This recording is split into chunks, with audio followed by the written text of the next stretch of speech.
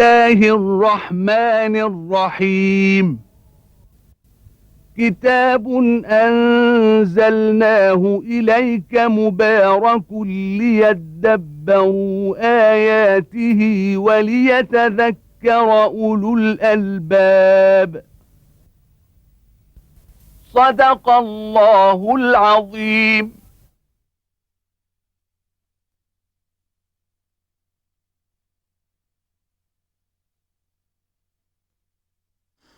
الحمد لله رب العالمين، والصلاة والسلام على عبده ورسوله الأمين سيدنا ونبينا محمد وعلى آله وأصحابه ومن اهتدى بهداه وعمل بسنته إلى يوم الدين.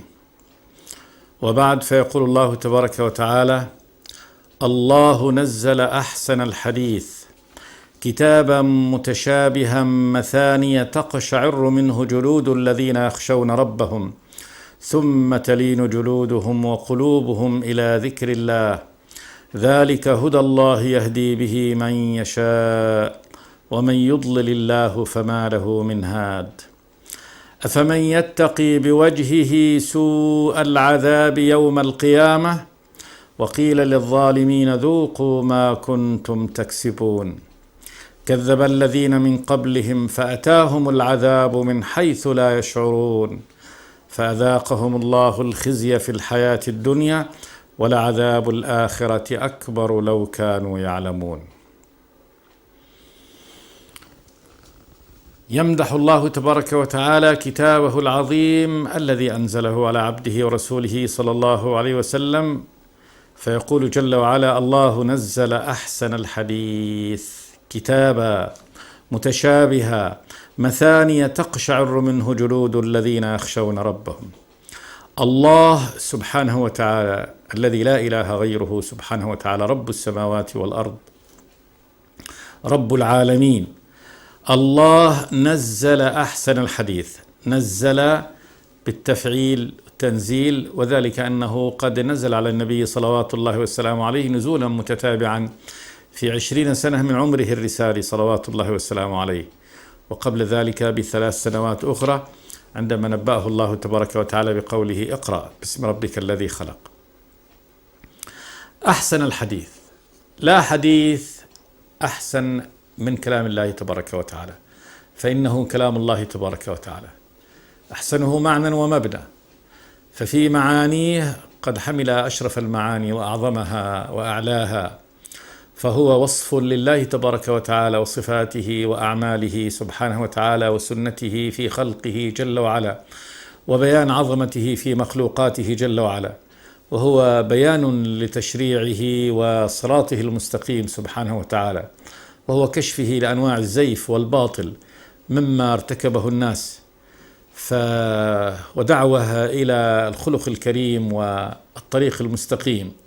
ثم هو في أحسن عبارة وأسلسها بأفضل لغة وأنقاها هذا اللسان العربي، ثم بهذا الإعجاز في البيان والحلاوة في اللسان، فهو أحسن الحديث معنى ومبنى وشرفا أنه كلام الله تبارك وتعالى، كتابة مكتوب متشابهة، لا كله من جنس واحد، فمن سمع قطعة منه ثم سمع بعد ذلك قطعة لم يكن قد سمعها، آية أخرى سورة أخرى، يعلم أن هذا من هذا الكلام، أن منشئ هذا هو متكلم واحد وهو الرب سبحانه وتعالى، فليس فيه تفاوت في أن هذا من متوسط القول وهذا من أعلاه وهذا ديت، كما هو الشأن في كلام البشر، فإن كلام البشر مهما كانوا فصحاء بلغاء إلا أنه قد يتنافر هذا عن هذا، أما هو في قمة البلاغة، كتاب أحكمت آياته ثم فصلت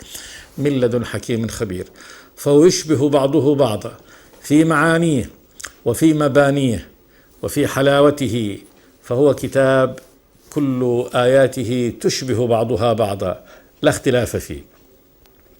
كتابا متشابها مثاني يثنى، المعنى الواحد يثنى بمرات كثيرة، فمن هذه التثنية إظهار الله تبارك وتعالى أن هذا الكلام كلامه، فقد جاء هذا في مئات المرات من كتاب الله تبارك وتعالى يذكر الله عباده بأن هذا الكلام منه سبحانه وتعالى. إنا أنزلنا إليك الكتاب بالحق، إنا أنزلنا عليك الكتاب بالحق، تنزيل الكتاب من الله العزيز الحكيم، تبارك الذي نزل الفرقان على عبده ليكون للعالمين نذيرا، الحمد لله الذي نزل الكتاب على عبده ولم يجعل له عوجا، إنا أنزلناه في ليلة القدر وما أدراك ما ليلة القدر. وهذا كثير جدا في القرآن، في مئات المواضع يثني الله تبارك وتعالى هذا المعنى، ويذكر الله تبارك وتعالى عباده بأن هذا الكلام كلامه وأنه منه سبحانه وتعالى. وفي هذا من الحكم العظيمة ما فيه، وهو تذكير العباد دائما أنها احذروا، هذا كلام الله تبارك وتعالى، هذه رسالة الله تبارك وتعالى إليهم. وكذلك تأكيد أن هذا المعنى منه سبحانه وتعالى، لبيان أن ما يأمر الله به أو ينهى عنه سبحانه وتعالى إنما هو أمر عظيم، ولا بد أن تأخذه على مأخذ الجد والحزم، لأن هذا كلام الله تبارك وتعالى لا ينبغي التهاون فيه. ثم ما فيه من الوعيد الشديد على تركه، ومن الفضل العظيم على فعله، وبين أنه من الله تبارك وتعالى، لبين أن هذا لا بد أن يكون، وأن الله تبارك وتعالى لا يسقط قوله سبحانه وتعالى ولا تتبدل أقواله، ولا يمكن أن يقول شيئا ثم يرجع عنه سبحانه وتعالى، فانتبهوا لهذا.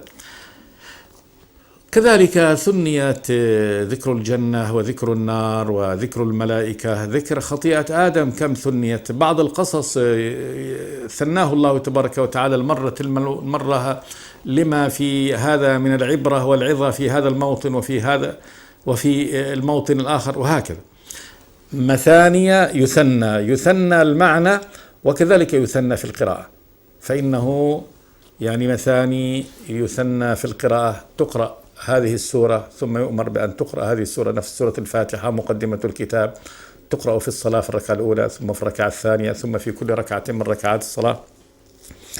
ثم قال جل وعلا: تقشعر منه جلود الذين يخشون ربهم، لما فيه من الزواجر والقوارع، فإن الله تبارك وتعالى أنزل فيه الوعيد الشديد والتهديد العظيم لكل من تنكب الطريق. فالمؤمن الذي يخاف ربه تبارك وتعالى يقشعر منه جلده، وقشعريرة الجلد هو انكماشه عند ما يحصل الإنسان عند الخوف، وأن يقف شعره، وأن يتداخل جلده عند شعوره بالخوف. تقشعر منه جلود الذين يخشون ربهم خوفا وتعظيما للأوامر العظيمة التي فيه وللزواجر العظيمة التي فيه، ولأن هذا من الله تبارك وتعالى. عندما يتذكر العبد أن هذا كلام الله تبارك وتعالى وأنه كلام مباشر هو يخاطبك به، فإن المؤمن يقشعر جلده منه خوفا وتعظيما لأمر الله تبارك وتعالى. ثم تلين جلودهم وقلوبهم إلى ذكر الله. بعد هذا الخوف، عند مادة الرجاء، عندما يرى ما عند الله تبارك وتعالى من الفضل والإحسان والعطاء، فإن جلد المؤمن يلين بالطاعة، ويلين بالاستجابة لأمر الله تبارك وتعالى، ويلين للبشرى التي يحملها هذا الكتاب من الله تبارك وتعالى لعباد الله المؤمنين. ذلك هدى الله يهدي به من يشاء. ذلك الخوف من الرب تبارك وتعالى، ثم بعد ذلك الاستبشار بما عند الرب تبارك وتعالى، هذا من الهدى.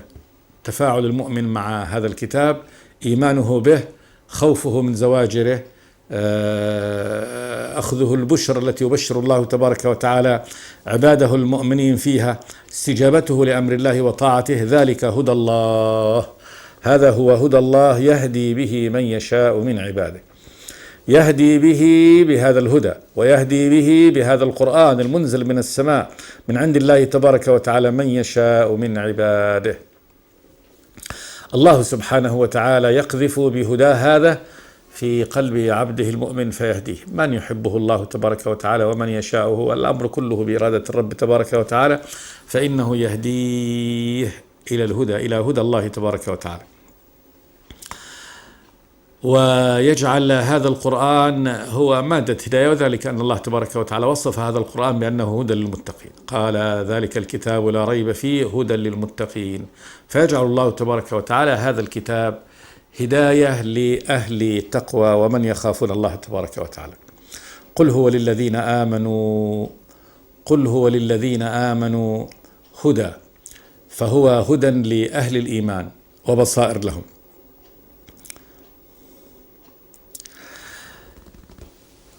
ومن يضلل الله فما له من هاد. من يضلل الله يعني من يضلله الله سبحانه وتعالى فما له من هاد، ليس له من هاد يهديه. إذا أراد الله تبارك وتعالى إضلاله فإنه لا أحد يستطيع أن يهديه دون الله تبارك وتعالى. ولا شك أن يعني من يريد الله تبارك وتعالى هدايته يجعل له الأسباب الموصلة لهذا، ومن يريد الله تبارك وتعالى إضلاله فإنه يرتكب من الأعمال ما يسد الله تبارك وتعالى به عليه باب يعني الهداية. قل هو للذين آمنوا هدى وشفاء والذين لا يؤمنون في آذانهم وقر وهو عليهم عامى. فهذا القرآن هذه صفته، هو شفاء لصدور المؤمنين هداية لهم. وأما الذين يعني لا يؤمنون به هو في آذانهم وقر فلا يسمعونه ولا ديت، وهم يعني يعمون عنه عياذا بالله. ثم جاءت مقارنة جديدة يقارنها الله تبارك وتعالى بين أهل الإيمان وأهل الكفران، فقال أفمن يتقي بوجهه سوء العذاب يوم القيامة، ولم يذكر الطرف الآخر. وهذه من أعظم من صور العذاب والنكال في يوم القيامة. أفمن يتقي بوجهه سوء العذاب يوم القيامة، صورة المعذب في النار وهو يتقي بوجهه سوء العذاب. والحال أن الإنسان إذا كان يعني يقابله خطر في هذه الدنيا فإنه يصرف هذا الخطر عن وجهه، لأن الوجه هو أشرف شيء، فيقدم يديه لتدفع عنه يعني ما يأتيه إلى الوجه ويحمي وجهه من هذا.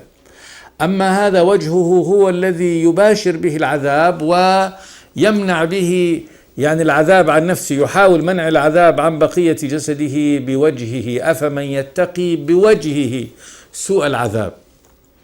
وهذا الذي يتقي بوجهه سوء العذاب هو الذي يلقى في النار، ولكنه يلقى مكبل اليدين والقدمين، يلقى مسلسلا، فتأتيه النار فلا يكون يباشر يعني يستطيع أن يدفع شيئا من النار عن نفسه إلا بوجهه عياذا بالله.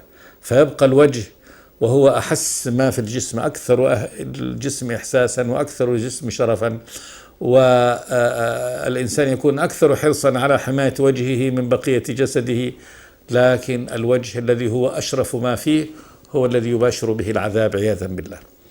أفمن يتقي بوجهه سوء العذاب يوم القيامة.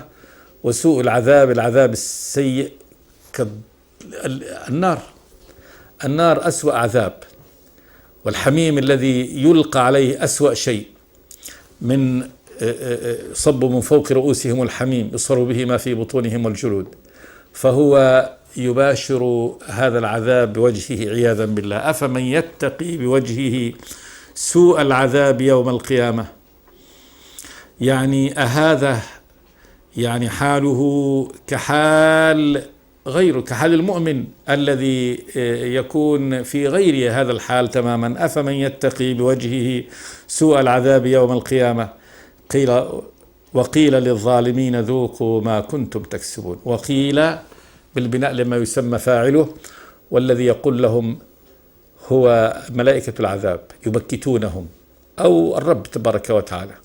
وقيل للظالمين الذين ظلموا أنفسهم بالشرك بالله تبارك وتعالى، وضعوا الأمور في غير محلها، بدل من أن يصدقوا الصدق كذبوه، فقابلوا الصدق بالتكذيب وقالوا هو كذب.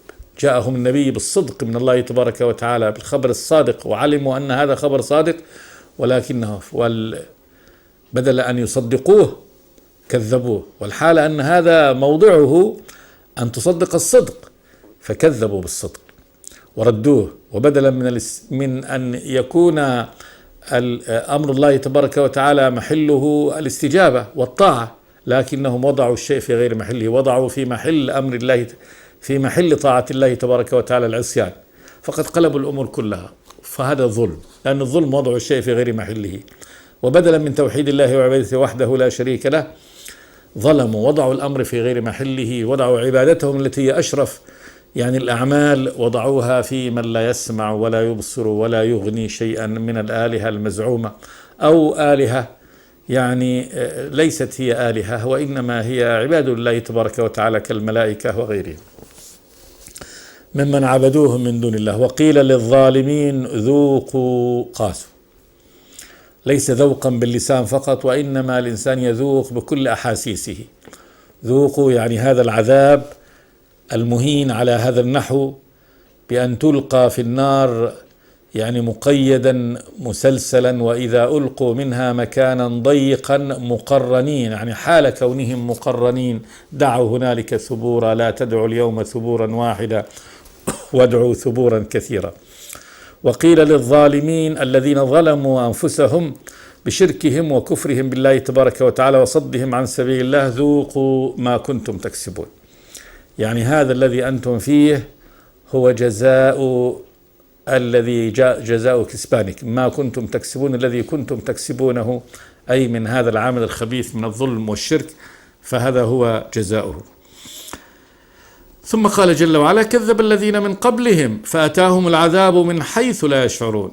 كذب الذين من قبلهم، من قبل قريش وقبل العرب، كذبوا رسل الله تبارك وتعالى، فأتاهم العذاب، عذاب الله من حيث لا يشعرون، من حيث لا يشعرون أن العذاب يأتي من هذا الباب، فأتاهم الله تبارك وتعالى به. وهذه الذين من قبلهم كثيرون، هذه عاد القرية، هذه ثمود، فإنهم كذبوا وأتاهم العذاب من حيث لا يشعرون. صيح فيهم هذه الصيحة في الوقت الذي كانوا يظنون أنهم يعني يمكرون برسولهم، وأنهم سيزيلونه من الأرض. عقروا الناقة وعتوا عن أمر ربهم وقالوا يا صالح ائتنا بما تعدنا إن كنت من الصادقين،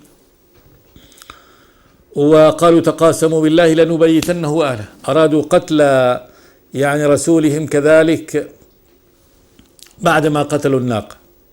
قال جل وعلا فانظر كيف كان عاقبة مكرهم أنا دمرناهم وقومهم أجمعين. وكذلك عاد، وكذلك قوم فرعون والمؤتفكات، وكل هذه القرى الظالمة التي كذبت رسلها. انظر كيف كان الأمر، كذب الذين من قبلهم فأتاهم العذاب، عذاب الله من حيث لا يشعرون، لا يشعرون أن العذاب، ويتصورون أن العذاب يأتيهم من هذا الباب. فأذاقهم الله الخزي في الحياة الدنيا، أذاقهم ذوق مو باللسان، بكل أحاسيسهم الخزي، وذلك أن الذي يهزم على هذا النحو ويداس على هذا النحو ويهلكه الله تبارك وتعالى على هذا النحو أخزاه الله تبارك وتعالى. الخزي وهو يعني الشعور بالندامة والعار، وأنه قد فعل ما استحق عليه هذا العذاب. فأذاقهم الله الخزي في الحياة الدنيا، ثم قال جل وعلا وعلى عذاب الآخرة أكبر لو كانوا يعلمون. عذاب الآخرة أكبر من العذاب الذي ذاقوه في الدنيا، فإن ما ينتظر قوم فرعون من النار أكبر من الغرق، فالغرق موت وانتهى، ولكن النار مما خطيئاتهم أغرقوا فأدخلوا نارا فلم يجدوا لهم من دون الله أنصارا. وكذلك كل من أخذه الله تبارك وتعالى بآخذة من هذه، فإن ما سيصل إليه من العذاب هو أكبر من الصورة التي أهلك بها وأخزي بها في هذه الدنيا. ولعذاب الآخرة أكبر لو كانوا يعلمون. لو كانوا يعلمون العلم الحقيقي لعلموا أن ما عند الله تبارك وتعالى من العذاب أكبر من هذا، وأن الخزي في الدنيا ينتظر يعني هؤلاء المكذبين. ثم قال جل وعلا ولقد ضربنا للناس في هذا القرآن من كل مثل لعلهم يتذكرون. ولقد ضربنا للناس في هذا القرآن من كل مثل لعلهم يتذكرون قرآنا عربيا غير ذي عوج لعلهم يتقون. ضرب الأمثال هو صياغتها وتصويرها بأن يجعل الأمر البعيد يضرب له مثل بالشيء القريب المتناول، كالأمر المعنوي يضرب له بالأمر الحسي، والأمر البعيد في التصور يضرب له أمر من المثال القريب الواضح ليكون هذا موضحا لهذا البعيد. ولقد ضربنا للناس في هذا القرآن من كل مثل، يعني من كل الأمثال حتى يتصوروا المعاني التي تقال لهم تصورا كما يتصور المحسوس. فضرب الله تبارك وتعالى مثل يعني للشرك ومثل الكافر، والأمثال التي ضربها الله تبارك وتعالى يعني التفصي والخروج عن طاعته سبحانه وتعالى. فقال جل وعلا: مثل الذين اتخذوا من دون الله أولياء كمثل العنكبوت اتخذت بيتا وإن أوهن البيوت لبيت العنكبوت لو كانوا يعلمون. وقال جل: فضرب مثل لمن يعتصم بغيره كالعنكبوت التي تحتمي ببيتها، وهو يعني عند الخطر لا يستطيع أن يحميها فإنها يعني بيت واهن. وكذلك من هذه الأمثال قال تبارك وتعالى: واضرب لهم مثل رجلين جعلنا لأحدهما جنتين من أعناب وحففناهما بنخل وجعلنا بينهما زرعا كلتا الجنتين آتت أكلها ولم تظلم منه شيئا.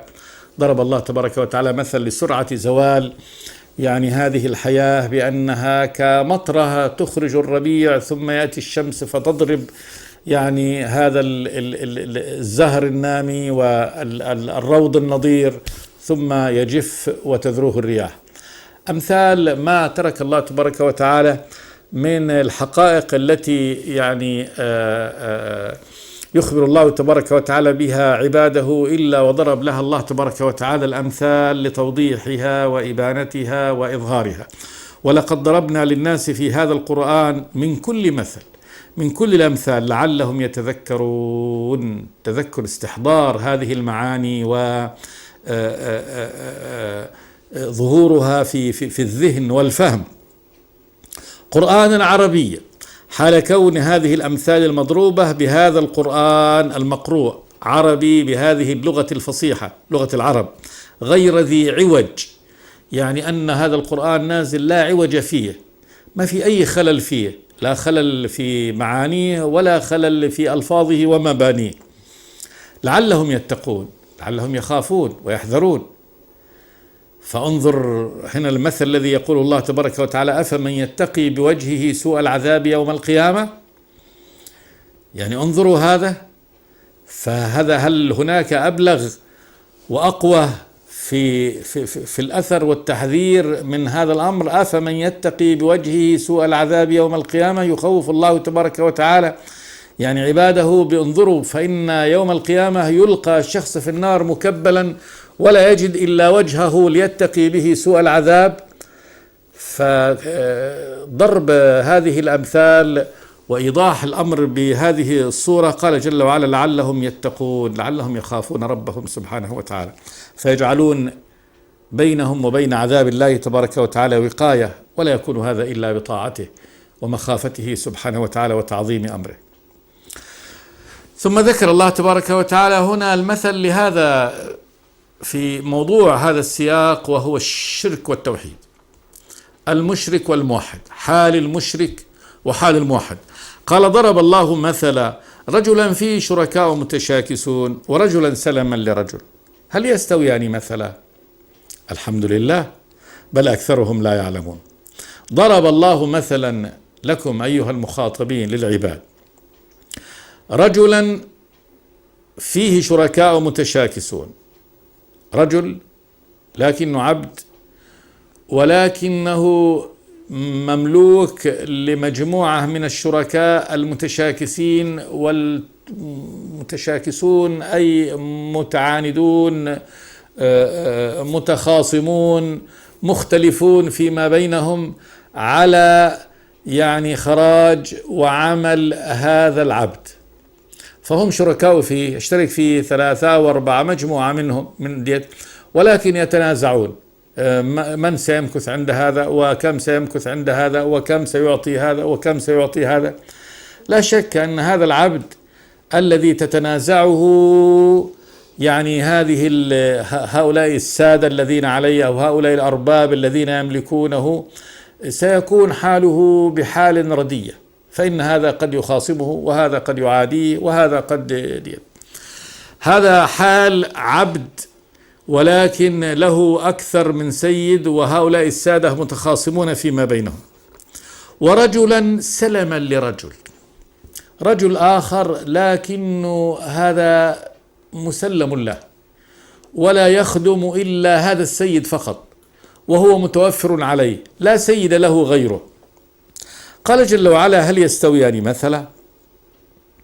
هل يستوي حال هذا العبد الذي له أكثر من سيد وكلهم متخاصم وهو في بلبلة يرضي هذا، إن أرضى هذا أسخط هذا، وإن أسخط هذا قد يرضي هذا، فماذا يصنع هذا؟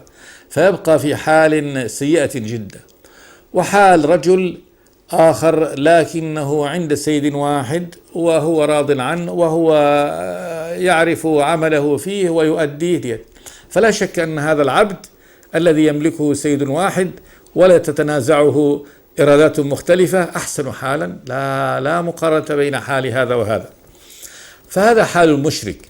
المشرك يعبد أربابا متفرقين، وبالتالي إن أرضى هذا أغضب هذا، وإن أغضب هذا أرضى هذا، ولا ديت، وبالتالي تتنازع هذه يعني الإرادات، فيكون حاله من العسر بمكان. وأما الموحد فإنه يعبد إلها واحدا وهو متوفر له، فهذا إلهه وهذا ربه وهو مولاه، فأي حال أفضل من هذا؟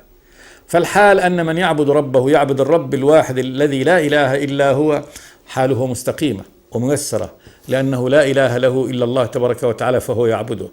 وأما المشرك فإنه ضائع، وإنه ضائع مشتت بين هذه الآلهة المتفرقة. ضرب الله مثلا رجلا فيه شركاء متشاكسون ورجلا سلما لرجل هل يستويان مثلا؟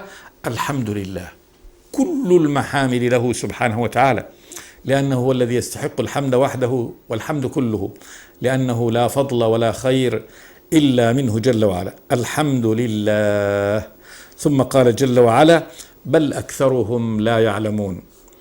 أكثر هؤلاء المخاطبين لا يعلمون هذا، ولذلك وقعوا فيما وقع فيه من الشرك والكفر ورد الحق الذي جاءهم من الله تبارك وتعالى. ثم قال جل وعلا: إنك ميت وإنهم ميتون ثم إنكم يوم القيامة عند ربكم تختصمون. إخبار بعد هذا البيان وبعد هذه المقارنات، الأمر يعني انتهى، كلكم ستموتون. إنك أي يا محمد صلوات الله وسلم ميت وإنهم ميتون، فأحد ما أحد باقي هنا يعني في هذه الأرض.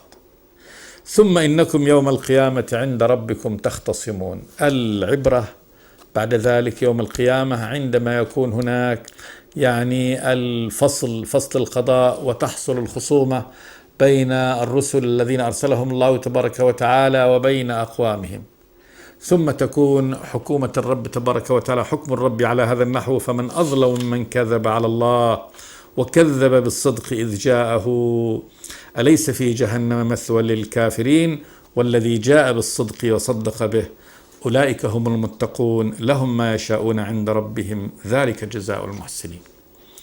سنعود إلى هذه الآية إن شاء الله في الحلقة الآتية. أستغفر الله لي ولكم من كل ذنب، وصلى الله وسلم على عبده ورسوله محمد. بسم الله الرحمن الرحيم.